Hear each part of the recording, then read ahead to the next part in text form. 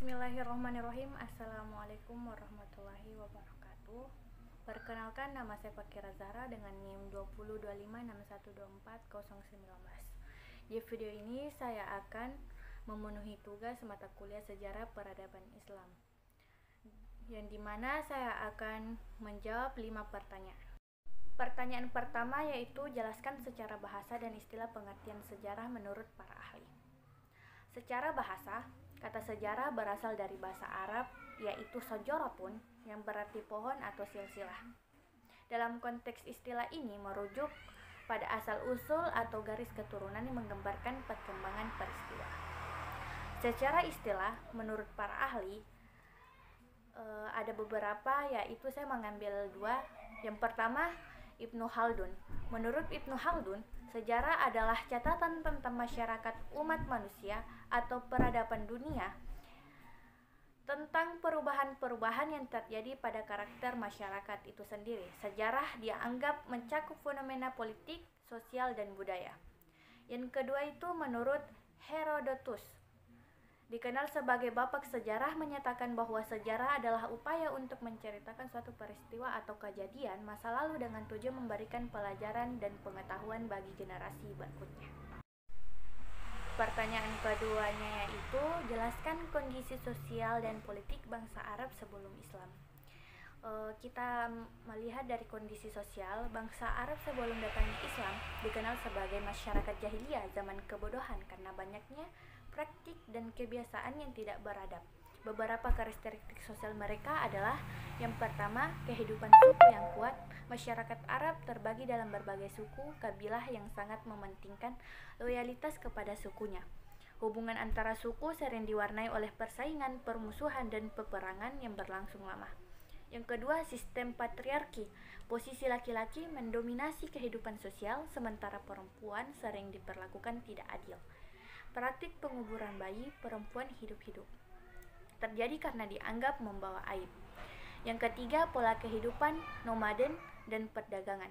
Sebagian besar masyarakat sebagai nomaden atau pengembala, sementara yang lain tinggal di kota seperti Mekah dan Madinah untuk berdagang. Kota Mekah menjadi pusat perdagangan sekaligus pusat keagamaan karena keberadaan Ka'bah. Yang keempat, kebiasaan mabuk dan judi. Kebiasaan buruk seperti minum minuman keras, berjudi, dan melakukan praktik prostitusi menjadi hal yang umum di masyarakat. Yang kelima yaitu kepercayaan animisme dan paganisme. Sebagian besar bangsa Arab adalah penyembah berhala, meskipun ada sebagian kecil menganut agama Yahudi, Nasrani, dan Zoroastrianisme. Mereka percaya kepada dewa-dewa yang berwujud patung dan Ka'bah dipenuhi oleh ratusan berhala.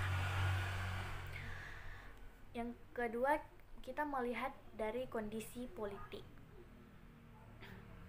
Kehidupan politik bangsa Arab sebelum Islam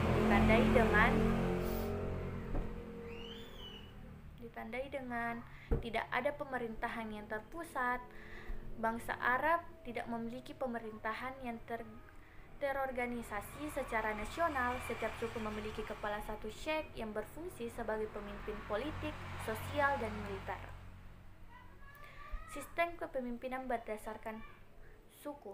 Kekuasaan seorang kepala suku sangat ditentukan oleh kekayaan dan pengaruh dalam suku tersebut. Tidak ada hukum tertulis, aturan yang berlaku berdasarkan tradisi suku dan kekuatan. Yang ketiga, konflik antara suku yang berkepanjangan. Perang antara suku sering terjadi karena masalah harga diri, persaingan sumber daya, dan perebutan wilayah. Peran Dahis dan Gobra adalah salah satu contoh konflik yang berlangsung puluhan tahun hanya karena masalah kecil. Yang keempat, kesengajaan sosial yang tinggi. Struktur masyarakat ketiga yaitu jelaskan kemajuan umat Islam pada masa Khalifah Umar bin Khattab. Yang pertama, politik dan wilayah. Perluasan wilayah hingga Persia, Syam, Mesir, dan Yerusalem. Sistem pemerintahan terorganisasi dengan pembagian provinsi dan administrasi. Yang kedua yaitu ekonomi dan sosial. Pembentukan Baitul Mal untuk mengelola keuangan negara, sistem pajak adil, ijazah dan kharaj, serta distribusi zakat untuk kesejahteraan rakyat. Pembangunan infrastruktur seperti irigasi dan kota-kota baru. Yang ketiga yaitu keagamaan, penetapan kalender Hijriyah, penyebaran Islam ke wilayah-wilayah baru. Yang keempat yaitu hukum, penegakan hukum yang adil dan pengangkatan hakim di setiap provinsi. Yang kelima yaitu dalam sisi militer, pembentukan pasukan reguler dan gemisun militer di wilayah strategis. Soal yang keempat yaitu jelaskan latar belakang terjadinya Perang Syaffi'in pada tahun 657 Masehi. Perang Syaffi'in adalah konflik besar antara Khalifah Ali bin Abu Thalib dan Muawiyah bin Abu Sufyan yang terjadi pada tahun 657 Masehi. Latar belakangnya mencakup beberapa faktor. Yang pertama, pembunuhan Khalifah Utsman bin Affan. Khalifah Utsman bin Affan dibunuh oleh kelompok pemberontak pada tahun 656 Masehi. Peristiwa ini menimbulkan kebincangan politik dan keresahan di kalangan umat Islam. Ali bin Abu Thalib diangkat menjadi khalifah setelah kematian Utsman tetapi belum berhasil menuntaskan kasus pembunuhan tersebut. Yang kedua, tuntutan balas dendam atas kematian Utsman. Muawiyah bin Abu Sufyan, gubernur Syam dan kerabat Utsman, menuntut Ali segera menghukum para pembunuh Utsman.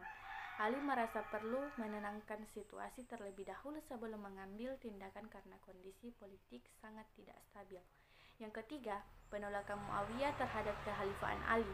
Muawiyah menolak membiat Ali sebagai khalifah dengan alasan Ali belum menuntaskan kasus pembunuhan Utsman.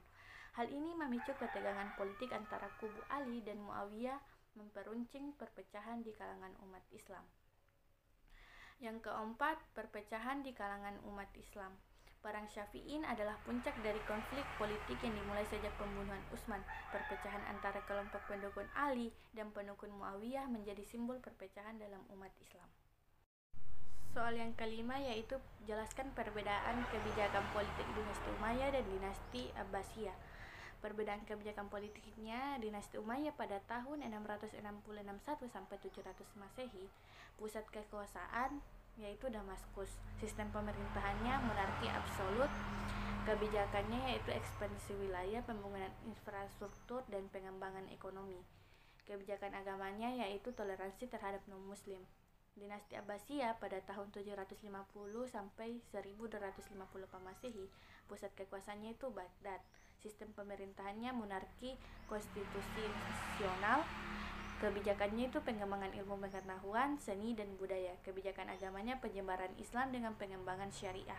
Peran penting ulama dalam cendekiawi dalam pemerintahan. Itulah 5 pertanyaan yang bisa saya jawab. Wassalamualaikum warahmatullahi wabarakatuh.